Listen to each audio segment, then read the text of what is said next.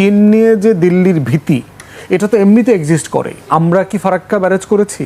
আপনি যেখানে খেলবেন, আপনার খেলার যে আপনার ব্লাড সার্কুলেশন দরকার, আপনার যে অর্থনীতি দরকার, সেই অর্থনীতি আসলে ভারতের নাই। সে এটা প্র্যাকটিক্যালি করতে পারবে না। আজকের যে কারণে আপনার উদ্বিগ্নতা, এই উদ্বিগ্নতার ট্যাবলেটও তো আপনার কাছে আছে, ডিপ্রেশনের অ্যান্টি ডিপ্রেসেন্ট। ওটা খাচ্ছেন না কেন? ভারত এই যে হুমকি দিচ্ছে আমাদেরকে যে এটা গাজা বানায় ফেলবে, ইউক্রেন করে ফেলবে, এটা করবে সেটা করবে। ভারতের দীর্ঘদিনের পানি কূটনীতির ফাঁক গলে চীন যেভাবে এই প্রকল্পে ঢুকে পড়েছে তাকে ভারতের কূটনৈতিক ব্যর্থতা হিসেবেও কেউ কেউ দেখছেন।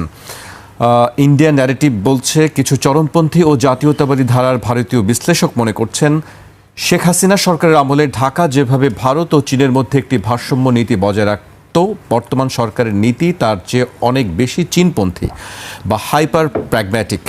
তাদের মতে বাংলাদেশ অর্থনৈতিক সংকটের কারণে চীনের প্রতি অতিরিক্ত কাঠামোগতভাবে নির্ভরশীল হয়ে পড়ছে, যা ভারতের জন্য চাপের। স্টার্ট নিউজ গ্লোবাল নামে আরেকটি সংবাদ মাধ্যম বলছে, কিছু ভারতীয় কৌশলগত বিশ্লেষক ভারতকে বাস্তবতা মেনে নিয়ে আরও চতুরতার সঙ্গে খেলার পরামর্শ দিচ্ছেন। তারা বলছেন, বাংলাদেশের উন্নয়ন এবং ঋণের জন্য চীনের মতো বড় অর্থনৈতিক অংশীদার প্রয়োজন।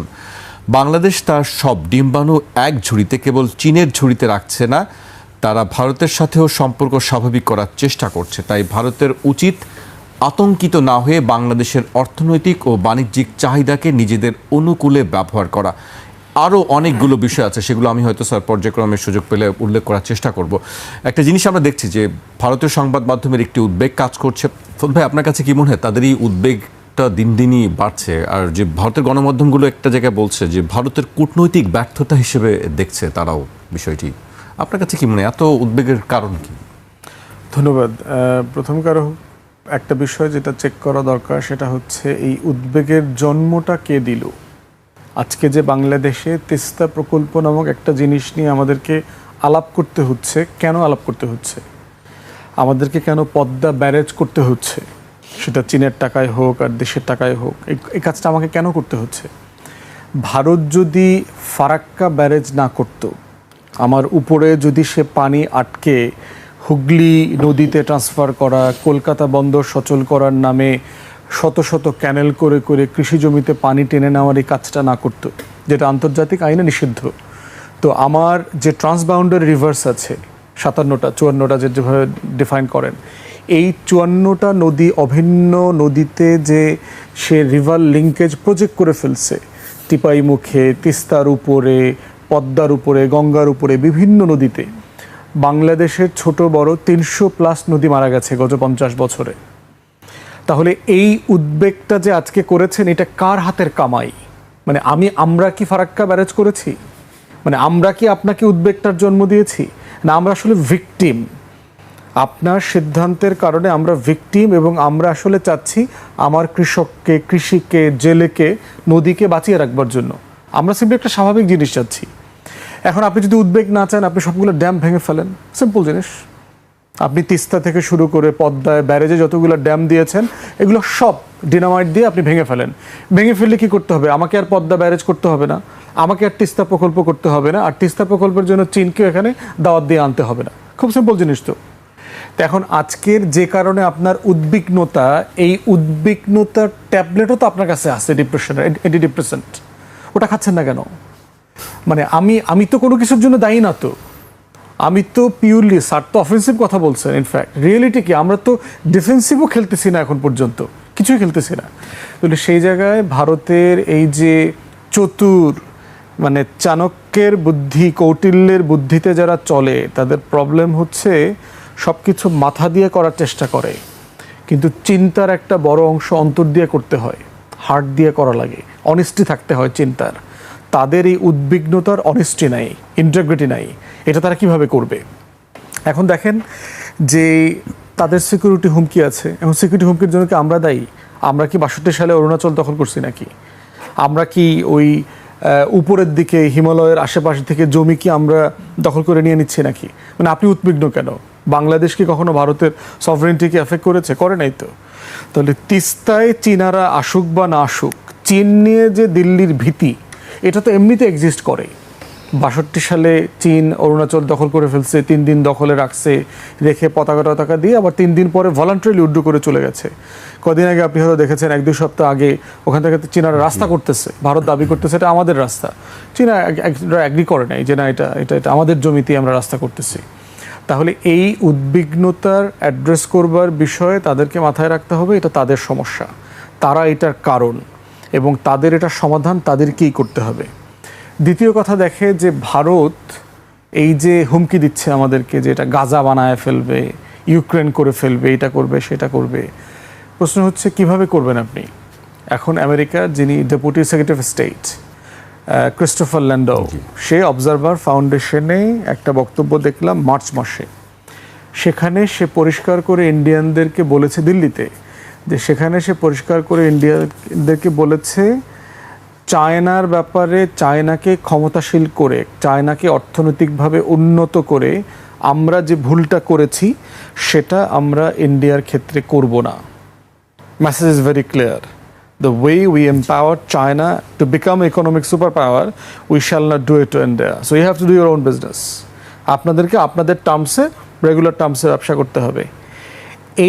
এই প্রোগ্রামে উপস্থিত ছিল রয়ের সাবেক চিফ বিক্রম সুদ।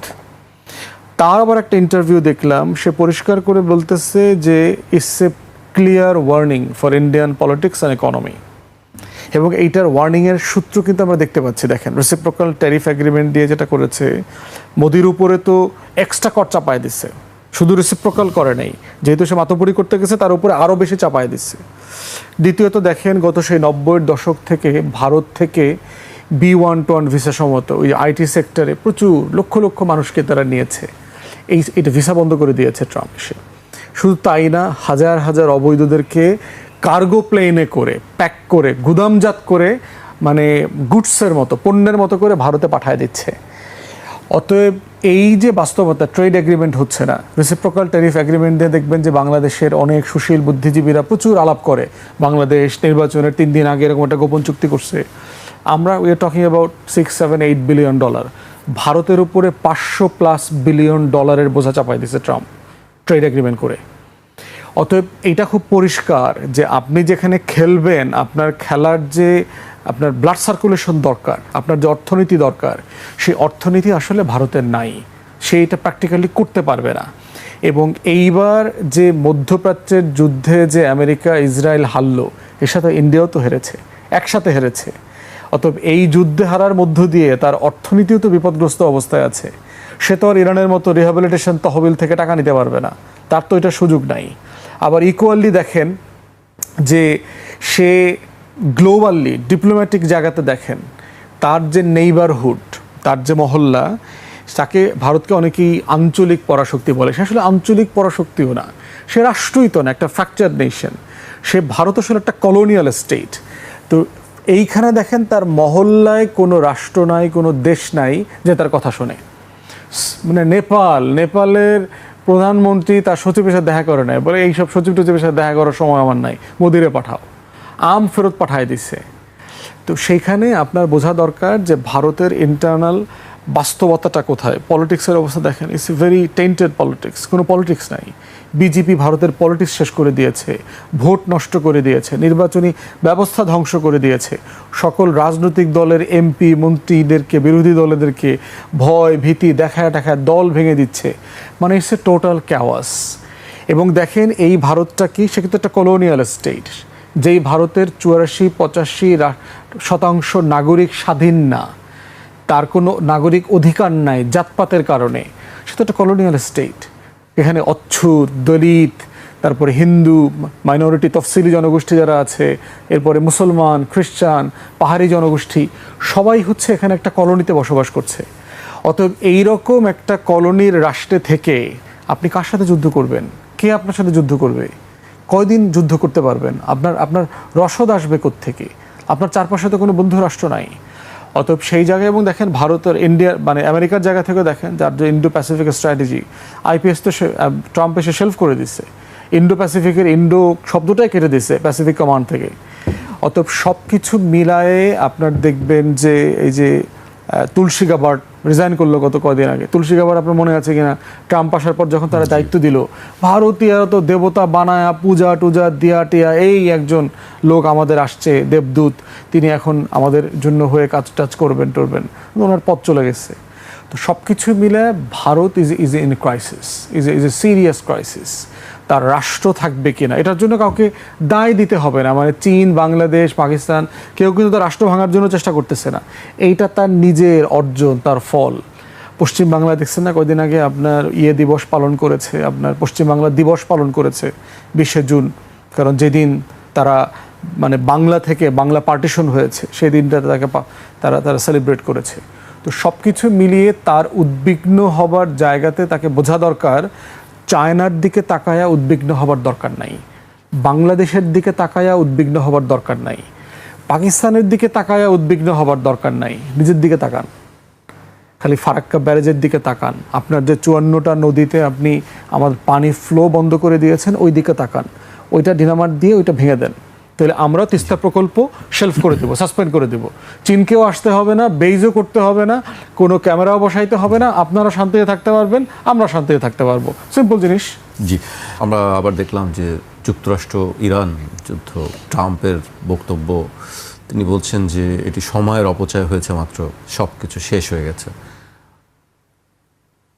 শুরুটা আবার হবে নাকি নাকি শুরু তো হয়েছে, আমরা দেখলাম হামলা। আমরা তো আসলে কেউই এই চুক্তির বহুদিন চলবে অথবা আমেরিকা এটা টিকায় রাখবে অথবা ট্রাম্প এটা মান্য করবে এমনটা আশা আসলে দুনিয়াতে কেউই করে নাই। চুক্তিতে সবাই খুশি হয়েছে, কিন্তু পার্টিকুলারলি ইসরায়েল এবং ইন্ডিয়া এই উস্কানিটা দেয়া বন্ধ করে নেই। কারণ হচ্ছে যে আপনার নেতানিয়াহু জানে যে তাকে আসলে জেলে যেতে হবে এবং সে কন্টিনিউয়াসলি বিভিন্ন জায়গাতে পুশ করতেছে। সে দেখবেন যে প্যারালালি আবার লেবাননের সাথে একটা চুক্তি করেছে ইসরায়েল, চুক্তি করে সেখানে বলেছে যে নন স্টেট এন্টিটিগুলোকে নিয়ন্ত্রণ করতে হবে। এর মানে তারা কারা? তারা হচ্ছে হিজবুল্লাহ, যারা ইসরায়েলের বিরুদ্ধে আন্দোলন প্রতিরোধ গড়ে তুলতেছে। এর মানে হচ্ছে যে ইরানিয়ান প্রক্সি বলা হচ্ছে, তাদেরকে এখান থেকে নির্মূল করতে হবে এবং কন্টিনিউ সেখানে বোম্বিং করছে। তো সেই জায়গাতে চুক্তি তো টেকনিক্যালি ইসরায়েল এবং ইসরায়েলের প্রক্সিগুলো চেষ্টা করতেছে ভেঙে ফেলার জন্য এবং সেটা অলরেডি চলছে। অতএব এখানে আমি খুব বেশি আশ্চর্য হইনি। এবার যেটা হচ্ছে যে প্রতিদিন যেটা ঘটতেছে তার মধ্য দিয়ে আমেরিকা তার দুর্বলতা এক্সপোজ হচ্ছে। কালকেও কিন্তু আমেরিকার একটা চপার ড্রোন দিয়ে ফেলে দেওয়া হয়েছে এবং আপনি দেখেছেন যে অয়েল ট্যাঙ্কার যেটা ছিল প্রো আমেরিকান কান্ট্রিগুলো যারা ওখান থেকে তেল গ্যাস নিয়ে আসছিল তাদের অনেকগুলোতে ইরান বোম্বিং করেছে, ব্লক করে দিয়েছে। এবং কুয়েত এবং বাহরাইনের প্রায় 85টা ভেন্যুতে ইরান বোম্বিং করেছে। অতএব একটা বিষয় খুব পরিষ্কার যে চুক্তিতে যেগুলো অ্যাগ্রি করেছে যদি আমেরিকা সেগুলো না মানে, ইরানের স্পিকার তো অলরেডি বলে দিয়েছে যে আমরা যুদ্ধের জন্য প্রস্তুত আছি এবং তারা সেটা কন্টিনিউ চালিয়ে যাবে এবং ইরান কনফিডেন্স লেভেলে এখন ভেরি হাই। ইমাম খামেনির জানাজাকে কেন্দ্র করে সারা দুনিয়ার হেড অফ স্টেটরা যেভাবে গেছেন ওখানে তাদেরকে শোকেস করেছেন, এক সপ্তাহব্যাপী ফিউনারাল স্টেট লেভেলে সার্ভ করেছে। তো সব কিছু মিলিয়ে মানে Iran is in the upper hand now. So Trump যেটা করছে সিম্পলি কেউ বলছে এটা দিয়ে সে আসলে ব্যবসা করছে, মধ্যপ্রাচ্যগুলোকে ভয় দেখায় প্রচুর ইনভেস্টমেন্ট নিতেছে। Kuwait, Qatar, Saudi Arab trillions of dollar invest করবে বলে অলরেডি ওয়াদা দিয়েছে। $15 ট্রিলিয়ন আপনার ইনভেস্টমেন্টের ওয়াদা আসছে, কিন্তু উল্টাটাও আসছে। গত 4 মাসে আমেরিকার ইকোনমিক লসের কথা বলা হচ্ছে প্রায় $400 বিলিয়ন। তার ভিতরে যুদ্ধের ক্ষতি আছে, বিজনেসের ক্ষতি আছে। এই যে রেসিপ্রোকাল ট্রেড এগ্রিমেন্ট যেগুলো হয়েছে, অনেকেই এখন আমেরিকার সাথে কেনাবেচা বন্ধ করে দিয়েছে। কারণ আমি গরিব দেশ, তোমার কাছ থেকে কিনলে যদি আমার বেশি খরচ হয়, আমি তোমার কাছে কিনবো না ভাই, বেচবো না তোমার কাছ থেকে, আমি অন্য জায়গা থেকে কিনবো, অন্য জায়গায় বেচবো। আমি অর্থনীতির ডাইভার্সিফিকেশন করব। আবার ইকুয়ালি যেটা হচ্ছে যে আপনার এক্সপোর্ট ইম্পোর্ট ধসে যাওয়ার কারণে যেটা হচ্ছে আমেরিকার ডোমেস্টিক ইকোনমি সাফার করতেছে, তার লেবার মার্কেট সাফার করছে। তো সব কিছু মিলায় হচ্ছে যে আমেরিকার অর্থনীতির অবস্থা কিন্তু ভালো না। তো এই বাস্তবতাটা যদি ট্রাম্প কন্টিনিউ করে তাহলে তাকে সাফার করা কন্টিনিউ করতে হবে। আমি ইরান অথবা গ্লোবাল সাউথকে যদি ধরি, তার আসলে হারানোর এখানে কিছু দেখছি না। আরব বিশ্বের জনগণ তো এই পক্ষে অলরেডি আছে। আপনি দেখেন আর্জেন্টিনা এবং মরক্কোর মিশরের ম্যাচে আপনার মিশরের যিনি কোচ ছিলেন তিনি তো ফিলিস্তিনের পতাকা উড়িয়েছেন, ফিলিস্তিনের পক্ষে কথা বলেছেন এবং এটা সারা দুনিয়াতে যথেষ্ট অ্যাকসেপ্টেবল হয়েছে। অতএব এটার সমস্যাটা আপনার জনগণের না, আরব বিশ্বের শাসক গোষ্ঠী যারা হচ্ছে প্রচণ্ড রকমভাবে ইউরোপ আমেরিকার কাছে আপনার স্লেভ হয়ে গেছে, দাসত্বের সেই জায়গাটা তারা বের হতে পারবে কি আসলে? এই যে দাসত্বটা ভাঙছে আস্তে আস্তে করে, এই যে তাদেরকে যে ইরান যে শিক্ষাটা দিল এবং এই যে ক্ষমতার ভারসাম্য পরিবর্তন হয়ে যাচ্ছে এবং গ্রেটার ইসরায়েলের প্রকল্পটা ইতিমধ্যে ভেস্তে চলে গেছে, যে ইসরায়েলের এক্সপানশন প্রকল্পটা নাই। ঠিক একইভাবে যে প্রকল্পর কপি করে ভারত মনে করছে সে একটা অখণ্ড ভারতের একটা কল্পিত রাষ্ট্র বানাবে, একই প্রকল্প কিন্তু ভারত মহাসাগরে ডুবে গেছে। অতএব এটা একটা হিস্টোরিক্যাল সময়। আমি মনে করি যে ইসরায়েল সেই মানে প্রায়া স্টেট, এটা কোনো অর্গানিক ফর্ম নাই এটার। অতএব এটা বেঁচে থাকার কোনো যৌক্তিক কারণ নাই।